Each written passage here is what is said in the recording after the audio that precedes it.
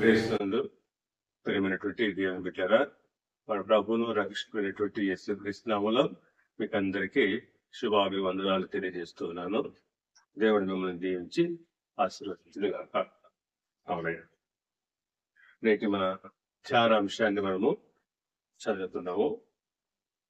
మత్తయి సువార్త 8వ అధ్యాయము 23 నుంచి 27 వచనాలు చదువుకున్నాం. ఆయన ధోని ఎక్కినప్పుడు ఆయన శిష్యులు ఆయన వెంట వెళ్ళిరి. అంతటా సముద్రము మీద తుఫాను లేచినందున ఆ ధోని అలల చేత కప్పబడిన. అప్పుడు ఆయన నిద్రించుచుండగా వారు ఆయన ఎద్దుకు వచ్చి, ప్రభువా, నశించిపోతున్నాము, మమ్మను రక్షించుమని చెప్పి ఆయనను లేపిరి. అందుకు ఆయన, అల్ప విశ్వాసులారా, ఎందుకు భయపడుతున్నారని వారితో చెప్పి లేచి గాలిని సముద్రమును గద్దింపగా మిక్కిలి నిమ్మళమాయను. ఆ మనుషులు ఆశ్చర్యపడి, ఈయన ఎట్టివాడో, ఈయనకు గాలియు సముద్రమును లోబడుచున్నవని చెప్పుకుని దేవుడు తన పరిశుద్ధ వాక్యము దీవించిన గాక. ఆమేన్. చిన్న ప్రార్థన చేసుకుని. మహాపరిశుద్ధ ప్రేమ కలిగిన తండ్రి, తండ్రి, ఈ యొక్క వాక్య భాగాన్ని మేము చదువుకున్నాం తండ్రి. దీన్ని ధ్యానిస్తుండగా అది మాకు కావాల్సిన ఆత్మీయ జ్ఞానము దయచేయండి. అలాగే తండ్రి, వినగలిగేటువంటి చెవి, గ్రహించుకునేటువంటి మనస్సు ప్రతి ఒక్కరికి అనుగ్రహించమని మా ప్రభువును రక్షకుడైన యేసు క్రీస్తు యొక్క శక్తి కలిగిన నామంలో ప్రార్థించి వేడుకొంచున్నాము తండ్రి. ఆమేన్.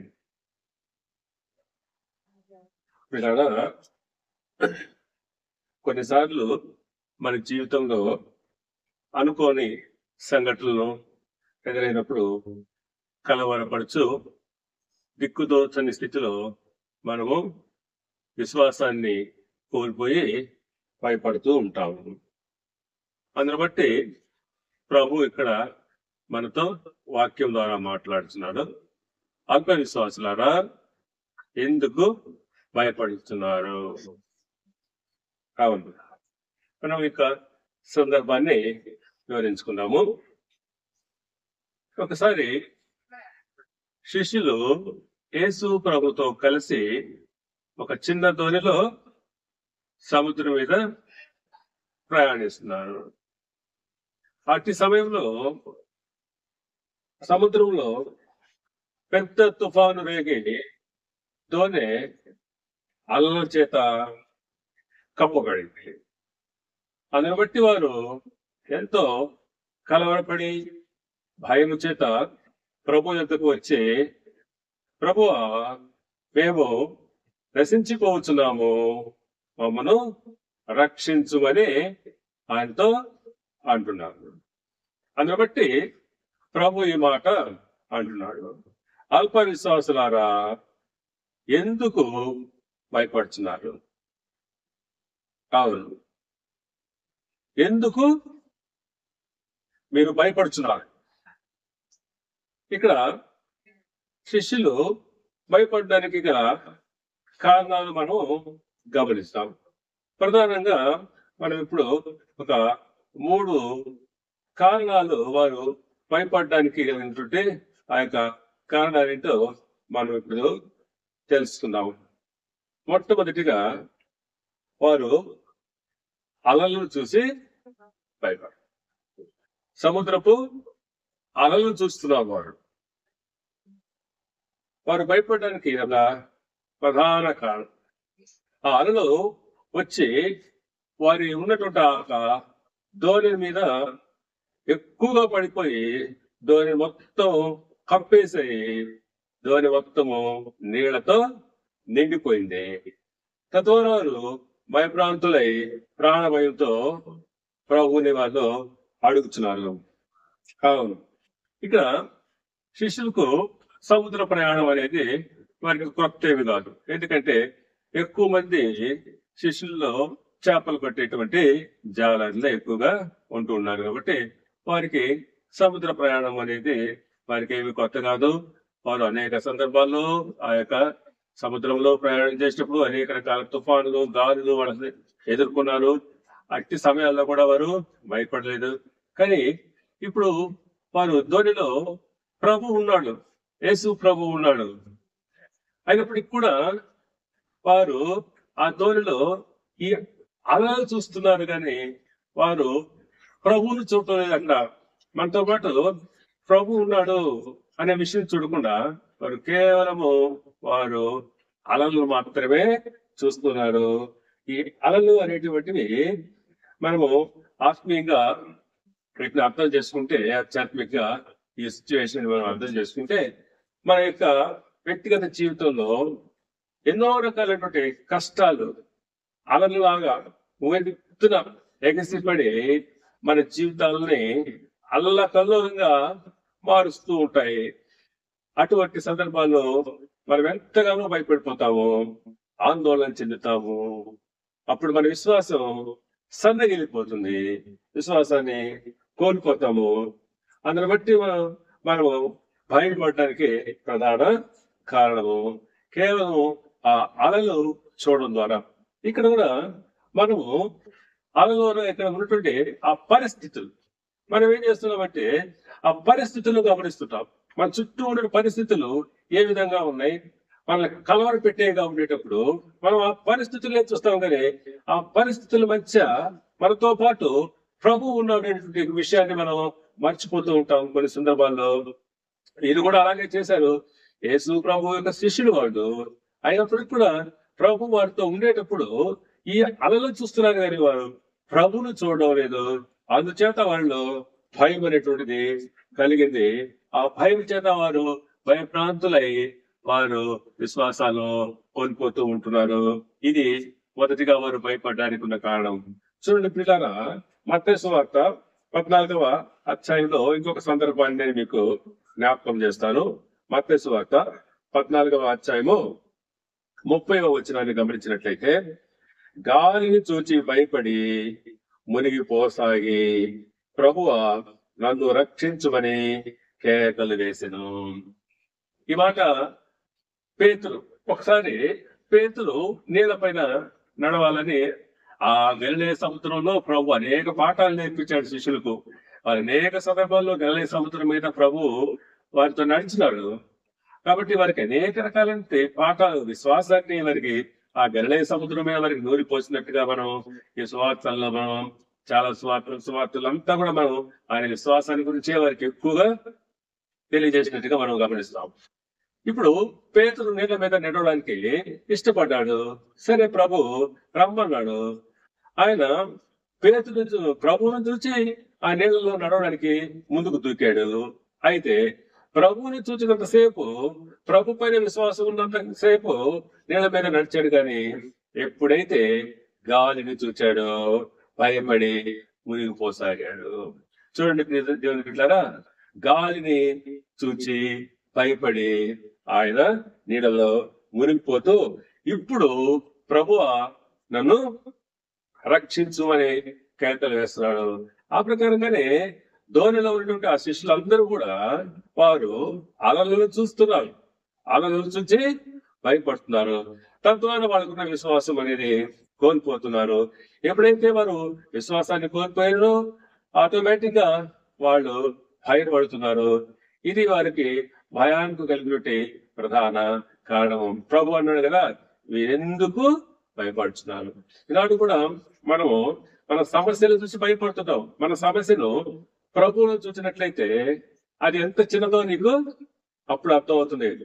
ప్రభు మన మధ్య ఉండేటప్పుడు సమస్య అనేది ఆయనకు అంత పెద్దదేమీ కాదు. కాబట్టి నువ్వు సమస్య ఎంత పెద్దదైనప్పటికీ ప్రభువును చూసినప్పుడు నీ సమస్య అనేటువంటిది చాలా చిన్నదిగా కనిపిస్తుంది. ప్రియ సహోదరులారా, ఈ విషయాన్ని మీకు తెలియజేస్తున్నాను. అలాగే రెండవ విషయం, వారు అంతగా భయపడటానికి రెండవ కారణం అని మనం గమనిస్తే, వారు ప్రభువును సరిగా అర్థం చేసుకోలేదు. ఈనాడు ఈ శిష్యులు వారితో ఉన్నట్లు యేసు ప్రభు ఆయన్ని సరిగా వారు అర్థం చేసుకోలేదు. ఆయనతో ఉంటున్నారు, ఆయనతో తింటున్నారు, ఆయనతో తిరుగుతున్నారు, ఆయన అద్భుతాలు చూస్తున్నారు, ఆయన ఆశ్చర్య కార్యాలు చూస్తున్నారు, అనేక కార్యక్రమాల్లో వారు ఆయనతో పాల్గొన్నారు. కానీ వారు ఈ పరిస్థితుల మధ్య ప్రభు తమతో ఉన్నట్టు విషయాన్ని వారు గమనించకుండానే ఆయన ఉన్నాడనే విషయంలో మర్చిపోయారు. ఇంకొక విషయం ఏంటంటే అసలు ఉన్నా కూడా ఆయన వారు సరిగా అర్థం చేసుకోలేదు.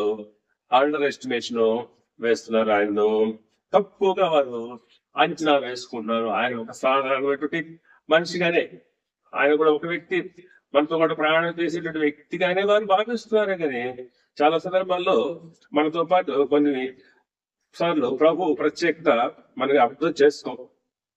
ప్రభు యొక్క ప్రత్యేకత మనం అర్థం చేసుకోం. అలాగే కొంతసారి కొన్ని సందర్భాల్లో మనం కొంతమంది యొక్క మనుషులు మన మధ్య ఉన్నప్పుడు కూడా వారిని గురించినటువంటి ఆ యొక్క ప్రత్యేకత మనం అర్థం చేసుకోలేకపోతూ ఉంటాం.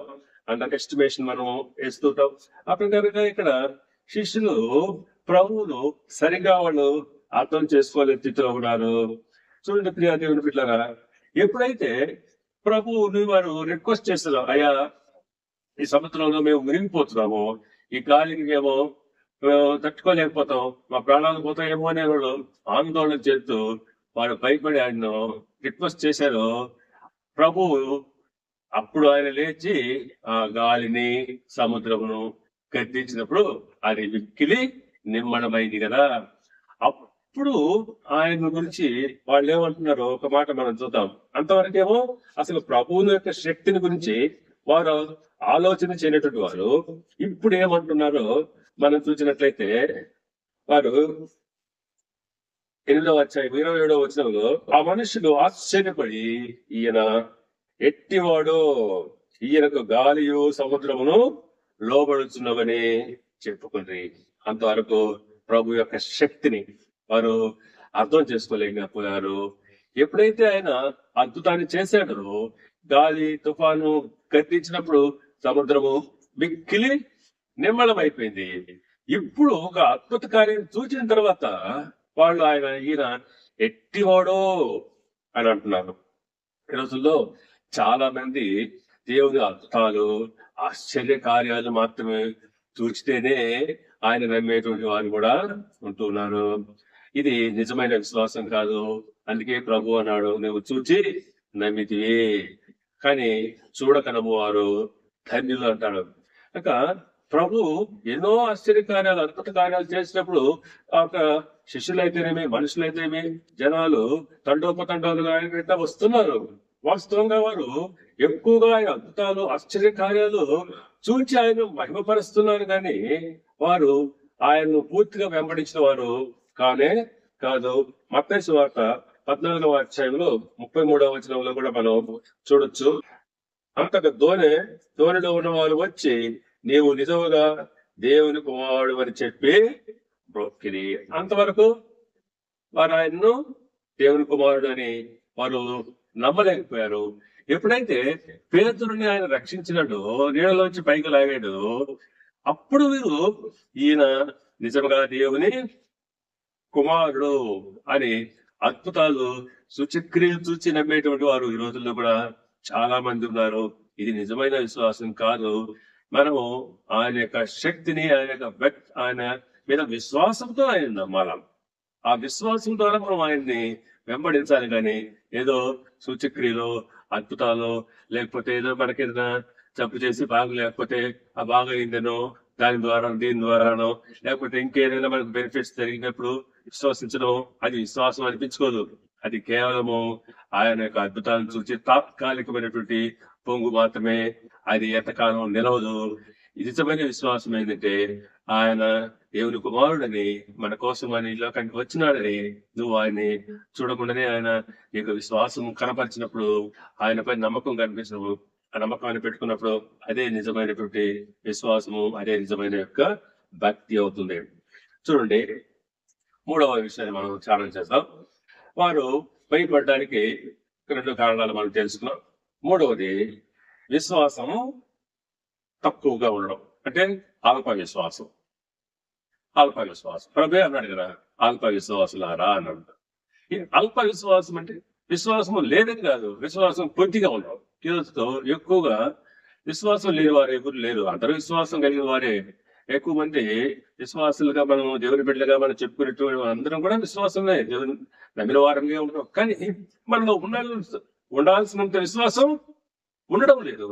విశ్వాసం అనేది పరిమాణము చాలా తక్కువగా ఉందనే దాన్ని బట్టి ప్రభు అక్కడ అల్ప విశ్వాసులారా అని సంబోధిస్తున్నాడు. కాబట్టి వారిలో భయపడడానికి ప్రధాన కారణం ఏంటంటే వారి విశ్వాసము అల్పంగా ఉండడం, తక్కువగా ఉండడం.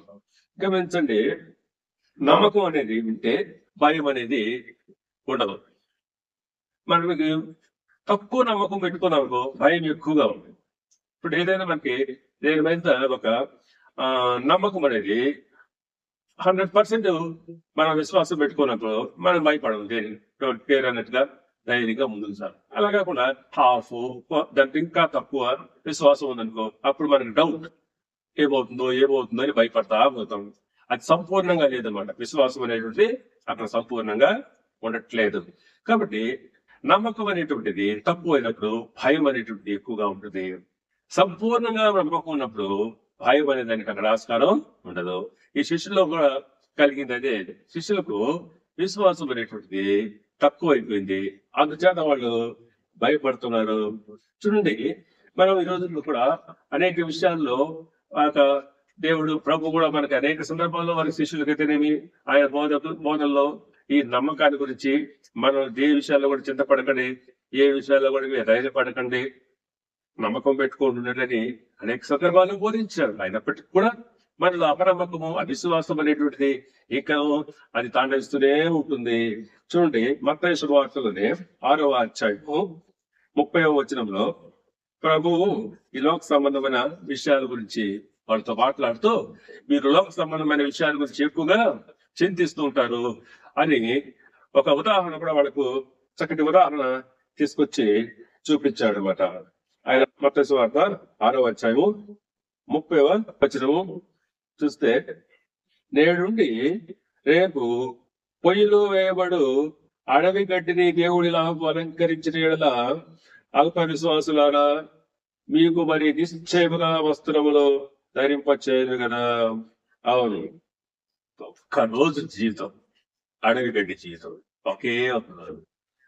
అటువంటి అడవి గడ్డిని దేవుడు అద్భుతంగా ఆయన అలంకరించి చూడడానికి అంత ఉచితంగా చేస్తే, అంతకంటే శ్రేష్టమైనటువంటి మనుషులను మన జీవితాలు దేవుని దృష్టి ఎంతో విలువైనవి కదా. కాబట్టి ఇటువంటి విలువైనటువంటి జీవితాన్ని దేవుడు నీకు అనుగ్రహించినప్పుడు నీ జీవితాన్ని దేవుడు ఎందుకు అందంగా అలంకరించడు? నువ్వు ఆ యొక్క ఈ లోక సంబంధంగానే నువ్వు ఆలోచిస్తున్నావు. అల్ప విశ్వాసులారా, నీవు ఒక్కరోజు జీవితం ఉన్నటువంటి ఆ గడ్డి, అడవి గడ్డి పువ్వుల గురించి కాదు ఆయన ప్రభువు చెప్పింది. ఆయన ఉదాహరణగా దాన్ని చెప్పాడు. మన జీవితాల గురించి ఆయన చింతపడుతున్నాడు. చింతపడకుడి, మీరు ఏ విషయంలో కూడా చింతించకండి. ఎందుకంటే ఆయన అడవి గడ్డినే అలాగా చేసినప్పుడు ఎంతో విలువైనటువంటి మానవ జీవితాన్ని ఆయన మనిషిని సృష్టించింది తన హస్తాలతో సృష్టించుకున్నాడు, తన స్వరూపమని సృష్టించుకున్నాడు, ఎంతో ప్రేమతో మనుషులను సృష్టించుకున్నాడు. అటువంటి నిన్ను నన్ను ఆయన సృజించుకున్నప్పుడు మన జీవితం ఎంతో అందంగా అలంకరిస్తాడు. అద్భుతమైన జీవితాలు మనకి దేవుడు అనుగ్రహిస్తాడు. కాబట్టి మనం భయపడాల్సిన అవసరం ఎంత మాత్రం కూడా లేదు. గమనించండి, ఇక్కడ ఒకసారి ప్రభు ఆ యొక్క గాలిని, తుఫానును పూర్తిగా ఆడించినాడు. ఆయనకు ఆ శక్తి ఉంది. ఎందుకు? ఈ ప్రకృతి శక్తి మీద ఆయనకు అధికారం ఉంది, ఆధిపత్యం ఉంది. కాబట్టి అణించినాడు దాన్ని. ఆ యొక్క విశ్వాసం అది వారు పెట్టుకో ఉండాలి. శిష్యులకు వాస్తవానికి ఆ విశ్వాసం ఉండాలి. ఆ విశ్వాసం వారి లేదు. నిజంగా శిష్యులు ఇక్కడ ఆ విశ్వాసం వారు భయపడాల్సిన అవసరం ఎంత మాత్రం కూడా లేదు. ఆయన ఎన్నోసార్లు వాళ్ళకి బోధించాడు కదా. కీర్తన గ్రంథం 96వ కీర్తన 9వ వచనం చూస్తే, ఈయన దేవాది దేవుడు కాబట్టి ఆయనకు ఈ యొక్క ప్రకృతి అంతా లోపడుతుంది. ఆయన మాటకు ప్రకృతి లోపడుతుంది. కాబట్టి అటువంటి దేవుని యొక్క మాటకు ఆయన శక్తి ఉంది. చూడండి, కీర్తనల గ్రంథము 89వ కీర్తన 9వ వచనాన్ని చదువుతున్నాం. సముద్రపు పొంగు నడుచువాడవు నీవే, దాని తరంగములు లేచినప్పుడు నీవు వాటిని అణిచివేయుచున్నావు. అవును, సముద్రపు పొంగును అణిచేవాడు ఆయనే. అది లేచినప్పుడు దాన్ని అణచువాడు ఆయనే. దేవాతి దేవుడు ఆయన మానవుడుగా మానవ రూపంలో మన మధ్యకు వచ్చినాడు, అంతేగాని ఆయన సత్య అద్భుత దేవుడని మనము గ్రహించాలి. కాబట్టి ఆయన ఎట్టివాడో ఆయన వారు అనుకున్నాడు, కానీ ఈయన నిజముగా దేవుని కుమారుడని అక్కడ ఇతర ఆ పక్క నుంచి వచ్చిన వారు ఆయన గురించి సాక్ష్యము చెప్తున్నారు. ఈయన నిజముగా దేవుని కుమారుడు. ఈయనకు ఈ గాలి, ఈ తుఫానులు, ఇవేమి ప్రకృతి ఆయనకు లోబడతా ఉంది. కాబట్టి ఈ ప్రకృతి ఆయనకు లోబడుతుండేటప్పుడు మనుషులుగా ఆయన సృష్టిలో ఉన్నట్టు మనం కూడా ఆయనకి ఎంతగానో లోబడాల్సినటువంటి వారమై ఉంటున్నాం. అలాగే ఇక విశ్వాసులు వారి యొక్క జీవితంలో వచ్చేటువంటి సమస్యలు ఏవైనా సరే దేవుడు వాటిని అణిచివేస్తాడు. ఆ సమస్యలు ఆయన పైకి రానివాడు. ఎప్పుడు నీలో విశ్వాసం అనేటువంటిది కోల్పోకుండా ఉండేటప్పుడు. చివరిగా ఇంకొక మీకు రెఫరెన్స్ కూడా నేను ఇస్తాను, చూడండి. రోమీయులకు రాసిన పత్రిక 4వ అధ్యాయము 20-21 వచనాలు మనం గమనిస్తే, అవిశ్వాసము వలన దేవుని వాగ్దానము గూర్చి సందేహింపక దేవుని మహిమపరిచి ఆయన వాగ్దానం చేసిన దాన్ని నెరవేర్చుటకు సమర్థుడని రూఢిగా విశ్వసించి విశ్వాసము వలన బలము నొందెను. చూడండి దేవుని బిడ్డలారా, ఇక్కడ చక్కటి వాగ్దానము దేవుడు అబ్రహాము వాగ్దానం ద్వారా మనకు తెలియజేస్తున్నాడు. ఆయన అంటున్నాడు ఇక్కడ, అవిశ్వాసం వల్ల దేవుని వాగ్దానం గురించి సందేహింపక. అంటే దేవుడు చెప్పిన వాగ్దానాన్ని మనం సందేహం ఎప్పుడు వస్తుంది? అవిశ్వాసం వచ్చినప్పుడు. విశ్వాసాన్ని కోల్పోతే ఆటోమేటిక్ గా మనకు సందేహం అనేది ఏర్పడుతుంది. నీ సందేహం వల్ల ఏమవుతుంది? విశ్వాసం అనేది కోల్పోతావు. అయితే నువ్వు ఇప్పుడు దేవుని మహిమపరిచి ఆయన వాగ్దానము ఆ వాగ్దానము చేసిన దాన్ని నెరవేర్చుటకు సమర్థుడని నువ్వు రూఢిగా విశ్వసించుట అనేటువంటిది విశ్వాసం వలన మనము బలము పొందుకుంటాము. కనుక ప్రియ దేవుని బిడ్డలారా, విశ్వాసాన్ని కోల్పోయినప్పుడు మనము భయపడతాము. ఈ లోకంలో మనం ఆందోళన, భయం అనేటువంటి ఆటోమేటిక్ గా కలుగుతుంది. ఇక్కడ ప్రభు శిష్యుల విషయంలో తుఫాను అనపడం అనేటువంటిది ఆయనకి పెద్ద కష్టమేమీ పని కాదు. ఎందుకంటే ప్రకృతి శక్తులన్నీ ఆయన ఆధీనంలోనే ఉంటాయి. ఇక్కడ ఆయన తన అద్భుతము ఒక మహత్కార్యం వచ్చేసి అక్కడ ఆ గాలి తుఫాను ఆయన అణచడం ఆయనకు పెద్ద సమస్య కానీ కాదు. కాకపోతే శిష్యులకు ఇక్కడ ఆయన ముఖ్యంగా ఒక పాఠం అనేది నేర్పిస్తున్నాడు. ఆయన కూడా పెద్ద పని ఏంటంటే వారిలో ఆ అల్ప విశ్వాసాన్ని తీసివేసి వాళ్ళని విశ్వాసములు దృఢపరచడమే ఆయన చేసినటువంటి పని. అందుకే ఆయన అక్కడ శిష్యులతో ఆ మాట అన్నాడు, అల్ప విశ్వాసులారా మీరెందుకు భయపడతారు? మీరు గాలిని చూస్తున్నారు, అలలు చూస్తున్నారు, నన్ను తక్కువగా మీరు అంచనా వేస్తున్నారు. మీరు విశ్వాసం అనేది చాలా అల్పంగా ఉంది. కాబట్టి ఎందుకు మీరు ఇలాంటి స్థితిలో ఉన్నారు? కాబట్టి మీరు ఈ స్థితిలో నుంచి బయటకు వచ్చినట్లయితే మీరు దేవుని యొక్క మహిమపరచడానికి మీకు అవకాశం ఉంటుంది. కాబట్టి మీరు మీ యొక్క శిష్యుల్ని వారు విశ్వాసంలో ఆయన బలపరుస్తూ వారిలో ఉన్నటువంటి అల్ప విశ్వాసాన్ని ఆయన తీసివేస్తున్నాడు. అందుని బట్టి ఆయన మాట్లాడుతున్నాడు, అల్ప విశ్వాసులారా మీరు ఎందుకు సందేహపడుతున్నారు? కనుక పిల్లరా, మనము కూడా ఏ విషయంలో అయినా సరే అంతగా భయపడిపోవడానికి కారణము మనలో ఉన్నటువంటి అల్ప విశ్వాసమే. ప్రతి విషయానికి మనం ఆందోళన చెందుతున్నాం, భయపడుతుంటాము. కొన్ని సందర్భాల్లో విపరీతమైనటువంటి భయము, ఆందోళన, భీతి మనకు కలుగుతుంది. దీనంతటికీ ప్రధాన కారణము మనకున్నటువంటి అల్ప విశ్వాసమే. మన విశ్వాసాన్ని పెంచుకుంటూ ముందుకు సాగినట్లయితే తప్పకుండా మనం ఈ భయాన్ని మనము జయించగలమని మీకు యేసు క్రీస్తు నామములో తెలియజేస్తూ ముగిస్తూ ఉన్నాను. దేవుడు మిమ్మల్ని దీవించి ఆశీర్వదించును గాక. ఆమేన్. ఇప్పుడు మన పరమ తండ్రి అయిన దేవుని ప్రేమయు, ఆయన కుమారుడు మన రక్షకుడైన యేసు క్రీస్తు యొక్క కృపయు, పరిశుద్ధాత్మ దేవుని యొక్క నిత్య సహవాసము, సమాధానము, శ్వాసములను స్థిరముగా ఉంచునుగాక. ఆమేన్.